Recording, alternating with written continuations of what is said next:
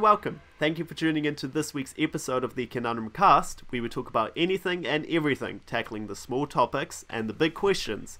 My name is Imre, and I'm your host.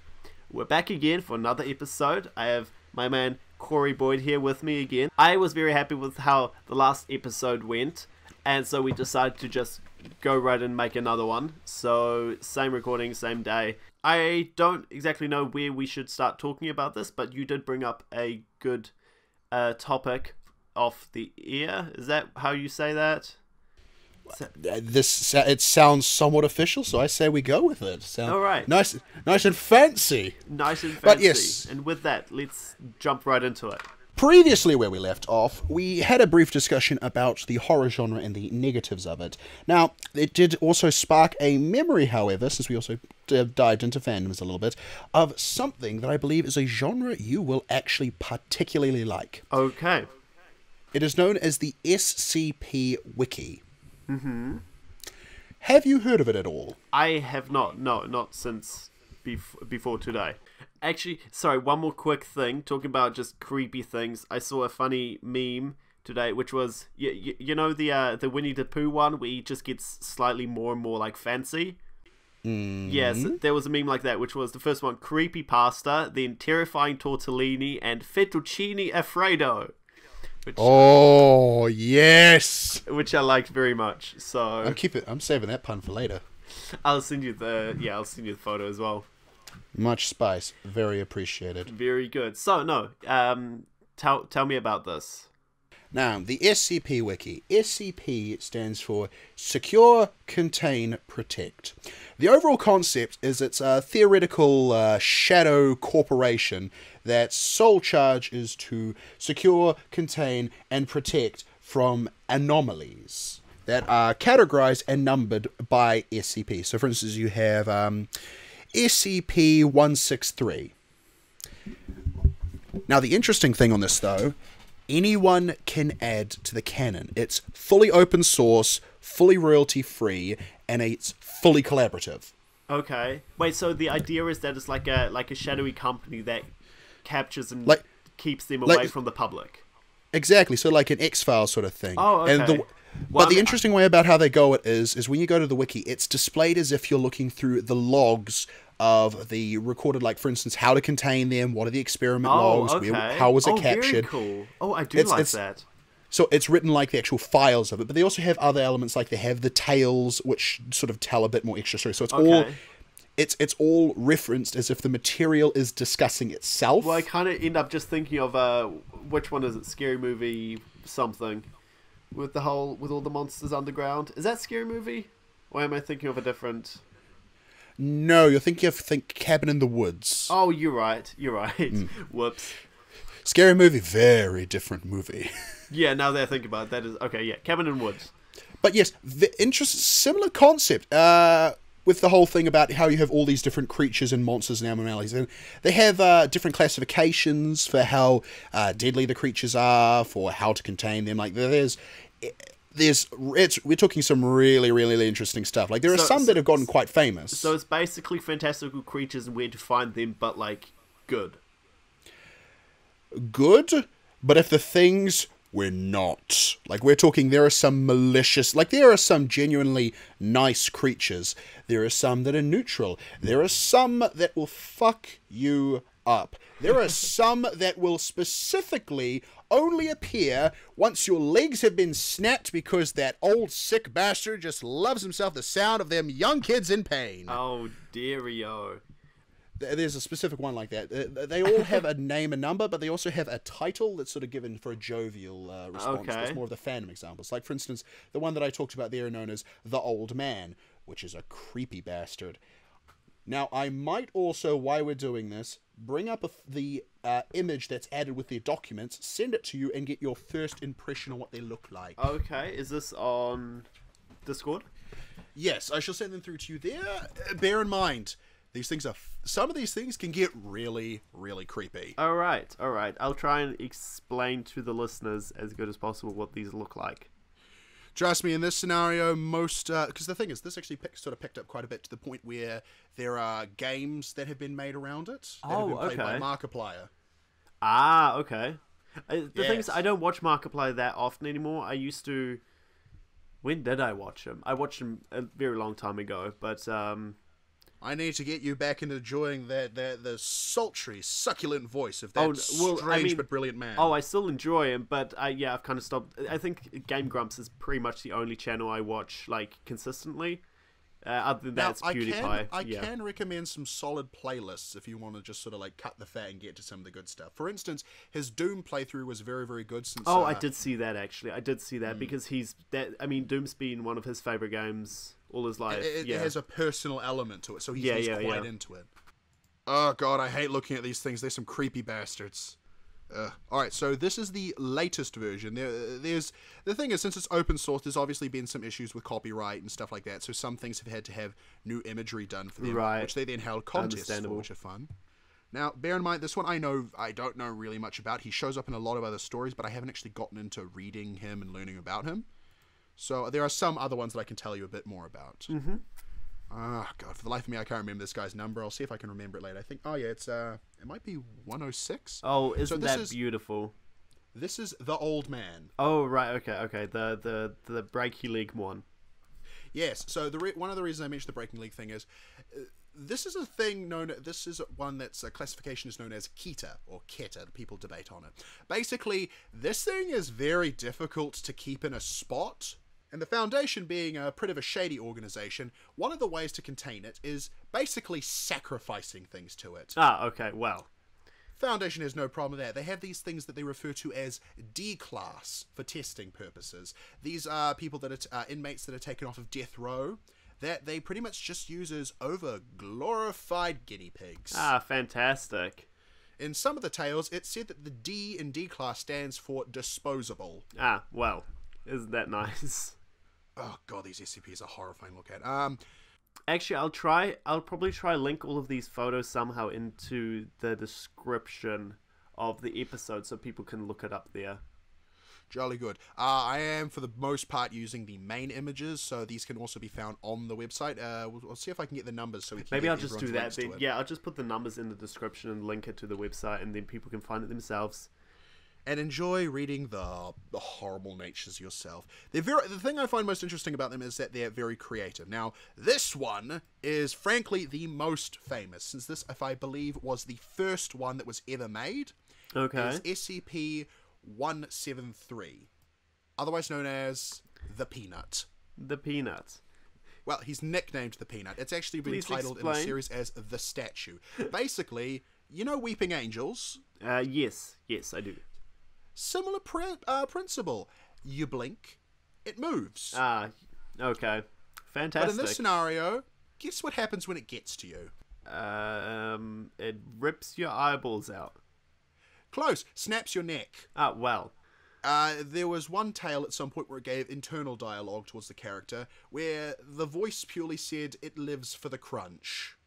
That sounds like a dropped catchphrase for like a monster cereal. Live for the crunch. Monster Munch. Live for the crunch. Also, fun fact, it's also apparently leaking fecal matter and bodily fluids at all times. Yeah, actually, no, it does look like that from the picture. Unfortunately, the dangerous part about this is they constantly have to send in D-Class to clean the chamber. Oh, no. Unfortunately, the D-Class blink. How fast does it move? Does it say anything? It varies, but it can move very quickly. Okay. Like we're talking massive distances. Right. Very fast. Ah, fantastic. Also, I recently learnt how much it weighs, which adds a massive amount of danger to it. Okay. I think it weighs over 450 kg. Oh, Jesus Christ. Wait, so how tall is it? Yeah, I think it's about 7 foot. Oh, it's yikes. big. It's a unit. I just love imagining just all of these. Wait, so is there of every number? Is there just one creature, or is there like multiple of them as well? Now, some numbers do have classifications for multiple different instances. At the moment, we're up to the 4th generation, if I'm not mistaken, which means there's over 4,000. Oh, yikes! Okay. Another interesting principle is, obviously, since I've numbered these, this question is obviously going to pop into your mind at one point. Wait, what's number 1? Yeah, I was going to ask about that. Now, Interesting enough, number 1 Is God? there. No, that's 343. I love the snappy response. Yeah, no, I've made that response a lot. It's God 343. Literally the Abrahamic God. Oh, okay. Nice guy, very friendly. So how do they keep him in the... He voluntarily stays. He's actually classified as a safe one, and often okay. a lot of the personnel are allowed to give visits, since apparently he heavily increases morale. Although he has demonstrated on multiple occasions, if he wants to leave, he will leave. He will leave. Well, I would think so. I that just reminds me of the... Because we were saying, like, how would they keep him in there? It reminds me of the... It's a paradox. Can an almighty God create a rock that is so heavy he cannot lift it? That's actually a thing that happened in one of his stories. It's also one of the reasons that I believe Dr. Bright isn't allowed to speak to him anymore, since they're still analyzing the rock itself. Ah. So one of the interesting things is that there are also named scientists who have little adventures of their own. Okay. Specifically, Dr. Bright does a lot of weird stuff. There's actually a list of everything Dr. Bright is not allowed to do. Well, they actually had to put on the list, Dr. Bright is not allowed to edit this list. I love that. It's such a I would love to explore this a bit, actually. Yeah, so obviously links in the description for all of you'll this. have fun with it. Actually, links in the description. Also, we might chuck a couple of links for some, if you're not much of a reader, there is a massive community for doing readings of it. Specifically, one that's really good is the Volgun. Massive quality when it comes to channel. Like, really good audio quality, good sound design. He's even started doing... making models for certain SCPs to add visuals to his segments. So when you say that there's another one that's SCP drawings that does drawings for each of them. So that's cool. He'll illustrate the entire story, and the guy's got a brilliant art style too. Okay, it's lovely. So when you're saying it's open source, so people can interpret these characters into their own stories and stuff.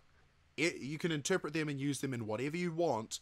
Also, at any point, either me or you could go there right now and submit something to add to the canon. Oh, okay, that's very cool. Have the characters ever been used for like a Dungeons and Dragons campaign? Oh, hell yes! I've done some of those alone. Well, actually, because we're not that far into the episode yet, I don't know, do you want to talk more about this here, or should we jump onto another topic as well? There's 2 more things I might bring up that you might have a bit of fun course. with, and then we'd probably best to move on so we don't spend the whole time talking about SCPs. All right. But one thing I was going to say was to finish up on SCP-001, instead of there being a specific SCP-001, each doctor of sorts, since each person who submits a story, can put forward a proposal for 001. And so there isn't an actual one yet. Exactly. The idea is that there may never be one. The idea is that either none of the proposals are true, all of the proposals are true, some of the proposals are true, one of the proposals might be true. Right. But the whole idea is that every single one of them, all of the ones' proposals are top secret. Like, the highest level gets to know about it, but even then they hide them in... Like, basically they just create a Kinder Surprise egg of monstrosities. No, I just love it when fandoms like actually get together and make something really cool. When the fandom doesn't just go to complete crap. I mean, there probably is, the not so nice sides of it, but like, oh yeah, no. There was a bit of a shift recently around stuff, but in all honesty, that's why I try to recommend people to do the readings on the channels, because it gets you enough separation that you can then enjoy it, like sort of just enjoy the outside sourcing of stuff, help the smaller channels, sort of build the fandom of sorts, get more people interested in it, and maybe avoid the drama. Fair point, yeah. Oh, one last one that I think you're going to have fun with, and this is, I'm going to use a bit of fan art on this one, because I feel like this one, the original fan art is interesting, but I feel this is a really good descriptor showing that this thing is an absolute unit. Okay. This is one of the SCPs that they have had the most trouble with, because they're trying to destroy this thing. They want it dead, and it won't die. It won't die. Specifically, its standard containment procedure is to keep it secured, sitting the entire time in a vat of sulfuric acid. I love this already. So, give me the name first. SCP 682. The 682. hard-to-destroy reptile. Oh, wow. Basically, this thing is able to adapt and regrow organs at such a massive rate that literally every time they try to throw something at it, it keeps getting, like, bear in mind, the canon for the so-called SCP canon, there's sort of fractured timelines of sorts, nothing's true, everything's true. Right. It keeps it nebulous, keeps it fun, so people can keep adding to it. Right, of course. I haven't read the tale with it, but there's pretty much one tale where they tried to throw everything they had at it, and it basically became a cosmic entity. Yikes. So yeah, basically they're trying to work out a way to definitely kill this thing. Okay. So, sending through the image now. Oh, well, look at that. Doesn't he just look gorgeous? Oh, he's a unit! He looks like a mix of the monster from third season of Stranger Things and I want to say Hello Kitty? Basically an overglorified Tarrasque, really. Oh yeah, you're right. Actually, fun fact, there's a tale where the mythological original version of the Tarrasque is literally him. Oh. It's a part of a series of an amazing character I've learned about in the SCP thing and that I've been getting really, really into lately. Uh-huh. It was his name Blackward, something like that. Blackwall? I think it might be. Basically, the most brilliantly British explorer ever. True gentleman, goes on adventures, has gotten into some of the most over-the-top situations. Right. There's literally there's a scenario where he is with a few others and Teddy Roosevelt, prior to his presidency, hunting down this thing in the Amazon forests. I love this. I'm definitely going to have to have a look at all of this. Oh, I'm sending you links. I thought this would be right up your alley. Yeah, definitely. Oh, I do like this.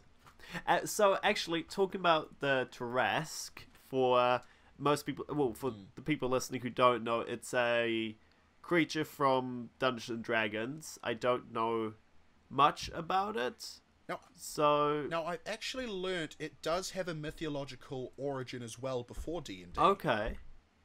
Do fill us in. Well, if you... Yeah.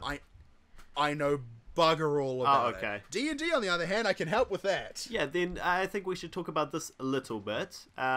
Because, yeah, so I've never played myself. I have always liked the idea of trying it out, and I listened to a podcast of a couple of YouTubers that do it called Just Roll With It. People should also check that out because it's actually really, really, really, really funny. I think actually, Corey, I sent you a clip of it the other day.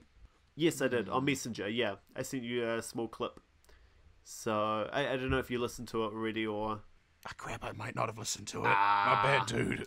It's alright. But yeah, no, it's a really funny podcast, actually. I think they have 2 seasons at the moment. I'm only like episode 7 or something. But yeah, so Dungeons & Dragons has always been something I've wanted to get into, and I'm sure people, if you, I don't know much about it, you definitely... You might have heard of it from already, like Stranger Things, because that was a big part in the first 2.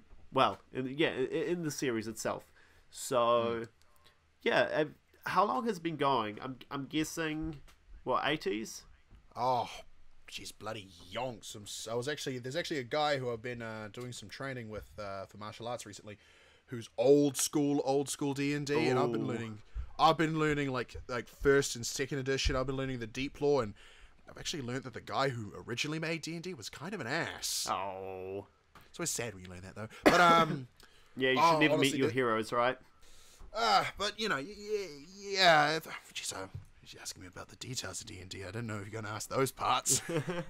Sorry. Can I just explain what a Tarrasque is? I know that one. How about we'll go from there, yeah. Magic Godzilla! Basically... The way the Tarrasque works, if you've just starting at a campaign and you're a plucky young adventurer and your DM decides to throw a Tarrasque at you, the guy hates you. He doesn't want to play with you, and this is the least socially awkward way he could find to say, game over, good night, I've got stuff to do, get out of my house. Okay. So the thing is a unit. We're talking like 50 feet tall, 60 feet, 70 feet long sort of territory. Ah, yikes. Big old scary yes, boy. When I'm saying Godzilla, I'm meaning Godzilla. Very big boy. Is he big chunk? chunk? He heft. Oh, He ain't just big chunk. He ain't just big chungus. He thick. And if a GM's being extremely malicious and decides to, for some reason, bump the stats up, oh lord, oh lordy lord, you can't handle the thick. You can't touch the thick. He not just dummy thick, he the whole damn dummy factory thick. And so, what's your worst? Give us the worst experience you've had with a Tarrasque. For me or for other people? Just the worst. Doesn't matter.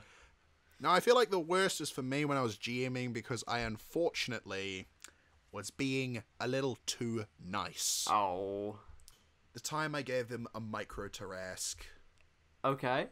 Go on. I am intrigued. What is this? A Tarrasque that is 1% the size and strength of a regular Tarrasque. Okay, so he's so he's 1% of the size, but then in strength as well, or is he still? Yes. So he's tiny, but bear in mind we're talking something Godzilla strength. Even a fraction is a quantity. Right. So I basically just gave them a really, really powerful and ugly dog. I specifically gave it to someone who was deciding to be a poultrymancer. Basically, they summoned chickens. Okay. Wait, so as a pet or as an enemy? As a pet, unfortunately. I thought it'd be nice. And unfortunately, they used it against me. Ow. Yeah, that thing ate everything in sight. You have a dog, a child, any physical object, it was going in the trash. I didn't even need to give it... I was thinking, oh, that'll be nice, I'll give them a bag of holding. Nope, they're going to use the Tarrasque as a bag of holding, okay. So at that point, I just swung back and was like, you know what? You've derailed this entire story. Wasn't even one of my best materials. Bugger it, let's see where this goes. Tarrasque time! Okay, and what happened after that?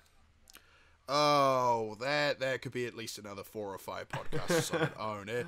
It just devolved into insanity and madness, and through the haze of my inebriation, I was loathing it and loving it in a way that I just could not quantify. Alright, so how long have you been playing D&D? Not actually that long, only about 5 or 6 years. So you've been playing for 5 or 6 years, and what got you into it? One of my mates, when he was wanting to get into it, he needed some players for his first session, and I was bloody keen, and that is when I created one of my I'm very, very particular with my characters. I put effort into all of them, play them very specifically, and have great fondest memory of them. This was my first outing, and with my greatest unit of a character... Jonathan motherfucking Winlock. Okay. I've had a variety of Winlock characters that have all had. Well, hold on. Actually, yeah, your name on Discord is correct. Is Mr. Winlock. Exactly. The title I normally give to a character when I'm I decide to do a deep dive into psychology of myself, or even conceptually, create a facet of a character and build a concept around that facet. Sort of use the Winlock title as almost the forge for some of my most interesting characters. If it gets that old Winlock stamp of approval, it's an interesting one. Uh-huh. I do have to admit, though, there has been a few times that there's one Winlock that we don't speak of. That was... that was a fun campaign. I was an ass to the GM in that one. Actually, I'll save my story with John for another time, but the story of Bartholomew Winlock, the Pyromancer. Oh no. I'm guessing everything was turned to broiled chicken. Originally was meant to be Alistair Winlock. Unfortunately, I was playing a game on Roll20. I was working with the GM. The GM started talking a bit of rubbish about my own GM when I was talking about times that I'd been a bit of an ass and had fun with him. And he started talking about, these rookie GMs that have to have the coolest monsters and just can't handle players. And I'm just like, oh, you're really going to throw shade on my main GM? All right, switching sheets. Same stats, different personality. Alistair, very interesting character, had a tragic backstory, an example of regretful use of dark magics and the necessity to survive as a mage in a world that's not accepting of you. Bartholomew, an absolute insane unit who literally sold his soul for chaotic hellish powers to destroy and maim the world because he wanted some grapes. Well, he sounds like a fun guy. He was, and I found a way to make his stats just so evil. Like, I mean, he did damage. Like, there was one scenario where I was rolling, I think it was 6d6 piercing damage. You will have to explain what that means a little bit, because So normally in most scenarios you're rolling 1 6-sided dice. Okay. I'm rolling 6 6-sided dice. Right. Penetrating damage means nice arm, specifically for the type of game we're playing. We're playing the Dragon Age module for a Fantasy Age. In this scenario, it basically meant nice armor you have there. Real shame it does nothing. Oh, no, wait, it was 8d6. Shite, I forgot. Yeah, so no, I'm rolling 8 dice. 8 dice. They get a chance to roll against it. If they do, then I only roll 6 dice. Basically, I was walking thermonuclear detonator man. Right. It got to one scenario where one of them made a Corey in the house joke, which, frankly, I hate that joke. That's passé. If you're gonna give a joke, give me something with effort, not just a crappy meme reference. Luckily, at that point, though, it was my turn. There was one enemy left in a room. I was firing fireballs from the doorway. And there was one player who made the joke in that room. I decided it's time to unleash me anaconda. There was literally no logical reason. I had successfully rolled. The attack would have gone through. There is no logical reason in all of reality, narrative, or gameplay that attack would not land. And if it did land, that character's dead. They're not, like, dying. They're not trying to survive. They are dead. There is not a thing in that... They're literally in a cremation box right there. At that point, the GM had to ask me to not. Bartholomew Winlock, the man who made God big. Bear in mind, I make it sound like I'm being a massive asshole, which I was being a little bit of. But we had fun with it. There were times where I derailed, but not at story moments, and I didn't want to be an ass with it. Right. Yeah. I've always wanted to get into it so bad. I think, you were telling me about how you were starting up a new campaign. I still got you on the list, my dude. I ain't started it yet. Very nice. So what are the plans with that? Have you got any little hints of what's going to happen? I'm debating on what module to put you guys through first. At the moment. You'll have to explain what that means as well. What is a module? Oh, yeah, no, sure. Okay, so modules are basically... The way the GM works is we don't pull everything out of our ass. Granted, there's going to be a lot of stuff that's going to have a slight butt-cheek scent to it for obvious reasons. You got to pull some of it out of somewhere. Right.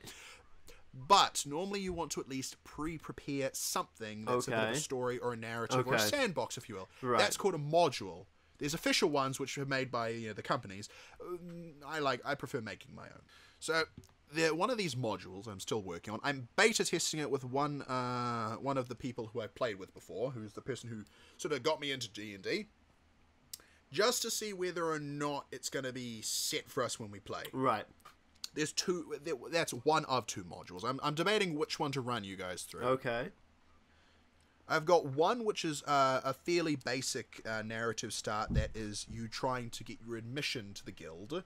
Since the whole point of how the world that you'll be playing in works is there's a massive sort of guild dichotomy. Since there's such a surplus of adventurers, someone had to organize it. You couldn't just have everyone freelance. Right. So there is right. There's hierarchies, managements, and different guilds. So there's the concept of the Heroes Guild and guilds and factions underneath. Mm-hmm. Or I was considering just dropping you guys right in the deep end and make it that you have to do before you get your guild admission. I put you through a module that I lovingly call the Duke's Banquet. Okay. I'm getting some... The fun about this... I'm getting some, the Red Wedding vibes here. Well, unlike the Red Wedding, mine's actually going to be good. Go on. Yes. Go on. See, now the way with the Duke's Banquet, the module is good to test for the regions, but I can actually have a party play through the Duke's Banquet multiple times since I've created different catalysts Right. for the overall concept of it. So you can redo the module, since there's different motivations behind what is at the Duke's Banquet. Right. The whole concept Okay. is the plot's at the banquet. Uh-huh. That you guys know. What you're going to find there is what you will discover. Right. Okay. And elements of the large city that you're in change depending on what is the fuel. Basically, I created the module to have a fuel source. Right. Okay. So depending on the fuel, it's what sort of fire you're getting. Right. So technically, like, kind of just what happening, like a different guild is running the city, or there's a different, big bad guy, or something like that, or... The overall idea is it's all based around this ethereal duke that you hear of, Okay. and his banquet, and what is happening within the monarchy. Right. Okay. One of the modules uses occult-esque stuff. Other stuff one of the modules goes more towards eldritch horror. Okay. Yeah. One of them's based more around what is the Duke trying to do. It depends on, is something already there at the banquet, or is something going to be coming to the banquet, or are you bringing something to the banquet? Okay. Okay, I understand. There's different ways the module can run. Mm-hmm. I'm just needing to test out the elements of the module, the framework that's always going to be there, to see whether or not that's quite ready. Right. Right. Because that's the thing. If the party wants to just say, like, if you want to just bull rush and get straight to the banquet, go for it. If you want to decide, no, we actually do want to sign up to the guild, there is the ability to branch off into the guild mission there. If you want to explore the city, you can explore the city. If you want to branch off into smaller side quests, like, if you want to faff about, go for it. Okay. So Like, a lot of, like, creative freedom, I guess. Like, that's the thing. If you want to go up to a guard and strike up a conversation, do it. I love that. Granted, if you keep asking what is the name of every single random Doe, freaking Jane, Doe, and Tom, I'm going to get pissed after a while because I don't make all the names up for all of them. And I'm just like, this fishmonger that I asked if they were anywhere nearby that I've decided to go to that didn't exist 5 minutes ago. What's their name? Dave. Dave the fishmonger. Dave the fishmonger. All right. So with campaigns that you've played before, how long do they normally last for? Depends on the campaign. You can have ones that are designed to be a sort of a stop and start. Like you can have it be something where you just do an hour every week. So what's the longest one you've had? The worst one or the longest one? Longest. Oh, longest. Oh, this was a brilliant crafted bit of work from my mate James, who was the one who got me into all this stuff. Was 3 days. 3 days. So straight? 3 days straight. Oh. One room, full party, custom made game based around Dark Souls. Oh wow. I was in charge of making the maps for it. Mm-hmm. It went brilliantly. It's also where I created one of my strongest and most favorite characters that is not a Winlock. See, one of the things too with the way that the world that you're going to be playing in, and I am saying you are going to be playing in it because I am determined for there to be no more of this, I've always wanted to change that to a, yes, I have played Dungeons. Yeah, I would like that very much. Jolly good. The world that you're working in, the way that hierarchy is structured is the Heroes Guild is sort of a managerial role. They sort of keep track of the smaller guilds, sort of somewhat fairy tale inspired in a way. Right. Your guys will either be joining a guild or you'll be creating your own guild. These guilds then work under this massive management branch that is the network of the Heroes Guild, but relatively you work independently. Right. The guilds work more like, can either range from large organizations on their own right to small companies of skilled warriors. Right, okay. I've been slowly working and creating more and more varieties of guild members and also supporting roles. Like, there are some guilds that aren't hero-related guilds that are trade guilds, craft guilds, merchant guilds that often will work in tandem, either being directly and constantly working under one faction guild, right, which is okay. what the heroes produce. Okay. So, for instance, as you guys build your guild, you're going to be able to get sort of small cheap warriors who you can send out on missions and Oh, such. You can very cool. Okay. You can hire a blacksmith that's permanently your team's blacksmith of sorts. Okay. Cool. The idea behind it is that you're building your character's story, but if you are wanting to, you can also build your small guild on its own. Okay. And basically create an unstoppable team. Exactly. So there's different approaches to how to play the game, basically. That's the beauty of Dungeons & Dragons, isn't it? Just the complete, well, to an extent, the free flow of how things go. Exactly. So, like, if you guys want to be small unit just on your own, purely fighting for your own goods, you can take contracts to try to do it that way. Right. If you want to join a large guild and work through the intrigues of working through the politics of that guild, you can do that.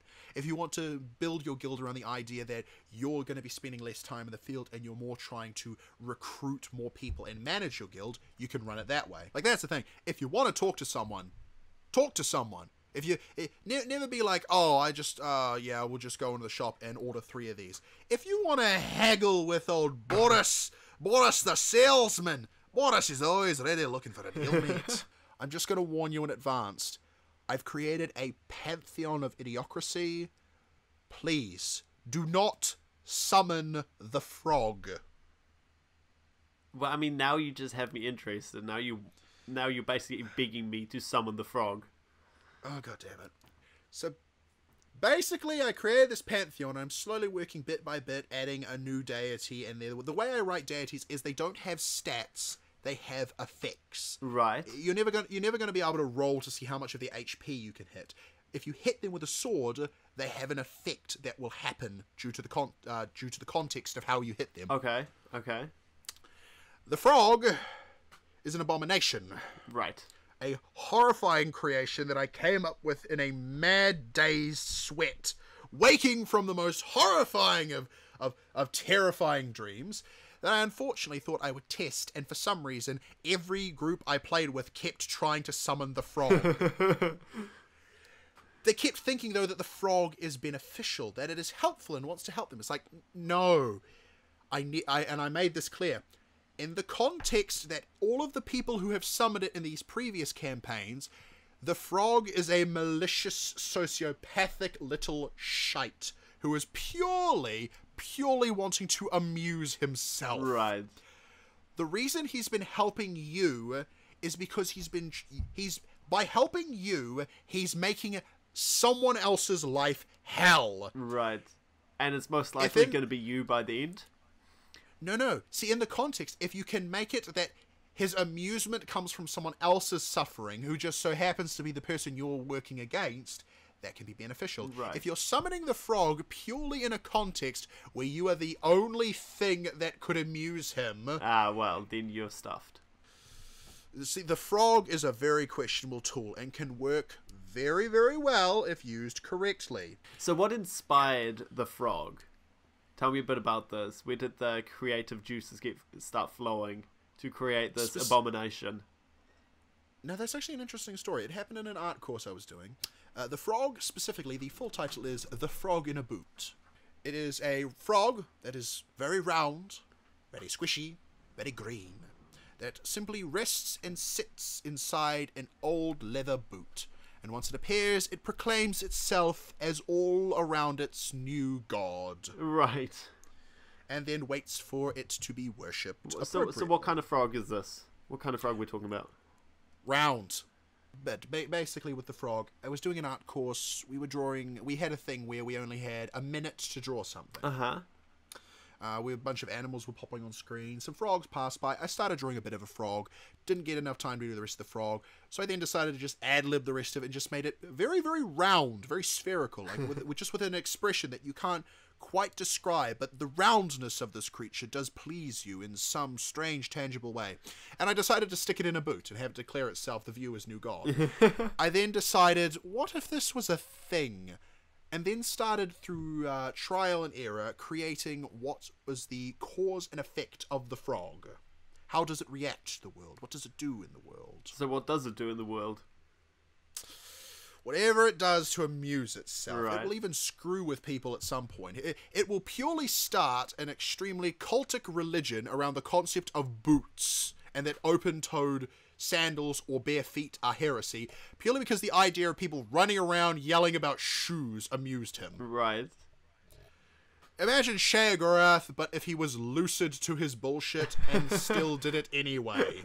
So does he have any specific power, or is he just very cunning and smart and talkative? High charisma. We're talking very, very powerful reality bender. Okay.